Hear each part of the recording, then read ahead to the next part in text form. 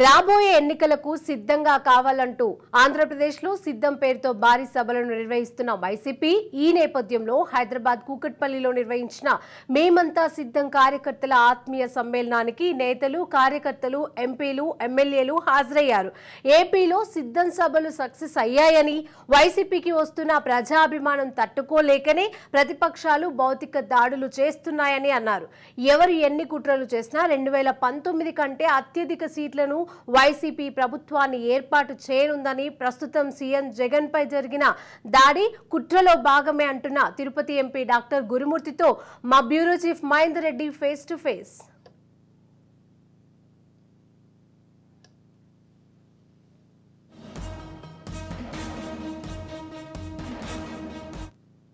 ఆంధ్రప్రదేశ్లో ఎన్నికల వేడి అనేది దాదాపు కొనసాగుతుంది. ఇక సిద్ధం సభలు కూడా ఎక్కడికక్కడ నిర్వహిస్తున్నారు. ఎక్కడికున్నా సరే అక్కడ సిద్ధం అంటూ ఇటు వైసీపీకి మద్దతుగా ఒక్కొక్కరుగా కలిసి వస్తున్న నేపథ్యం. మరి అలాగే ఓవైపు ఎన్నికల ప్రచారాలు కొనసాగుతున్నాయి, ఒకవైపు సిద్ధం సభలు కొనసాగుతున్నాయి, మరోవైపు దాడులు కూడా ప్రారంభమయ్యాయని చెప్పొచ్చు. మరి మనతో పాటు తిరుపతి ఎంపీ గారు ఉన్నారు. సో చెప్పండి, ఎలా కొనసాగుతుంది ఏపీలో ఎన్నికల ప్రచారం, అలాగే దాడులు కూడా చూసుకుంటున్నాం. ఈరోజు మనం చూస్తూనే ఉన్నాం, రాష్ట్ర వ్యాప్తంగా పేద ప్రజలందరూ కూడా వైఎస్ఆర్ కాంగ్రెస్ పార్టీని ఆదరించాలని ఆశీర్వదించాలని వైఎస్ జగన్మోహన్ రెడ్డి గారిని మళ్ళీ అత్యధిక మెజారిటీతో ఎక్కువ సీట్లు ఇచ్చి ముఖ్యమంత్రిగా చేయాలని కంకణబద్దులై ఉన్నారు. ఆయన చేస్తున్నటువంటి బస్సు యాత్ర అత్యంత ప్రజాదరణ పొంది ప్రజలు కూడా తండోపతంటాలకు వస్తున్నారు. దీనన్నీ చూసి ఓర్చుకోలేక ప్రతిపక్ష పార్టీ అయినటువంటి తెలుగుదేశం పార్టీ మరి దాని తోక పార్టీలు మా నాయకుడి మీద దాడి చేయడం జరిగింది. ఇది అత్యంత హేయమైన చర్య.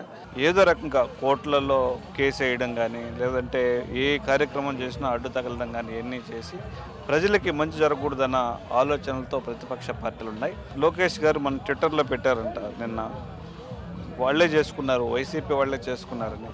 మరి అదే చంద్రబాబు నాయుడుకి అదే తిరుపతిలో అలిపిరిలో బాంబు దాడి జరిగింది. అది అప్పటి వైఎస్ రాజశేఖర రెడ్డి గారు దానికి మద్దతుకు పోయి ధర్నా కూడా చేయడం జరిగింది.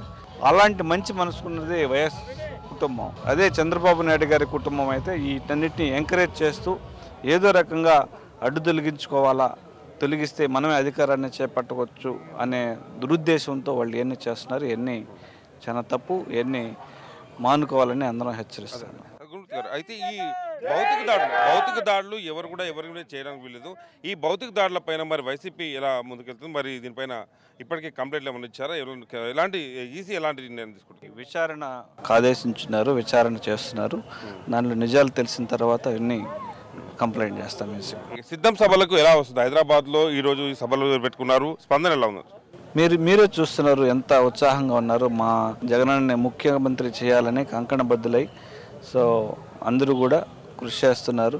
సో ఆయన మంచి పరిపాలన 10 కాలాల పాటు సాగాలని అందరూ ముందుండి పనిచేస్తున్నారు. 175 టార్గెట్ పెట్టినారు మా ముఖ్యమంత్రి వర్యులు.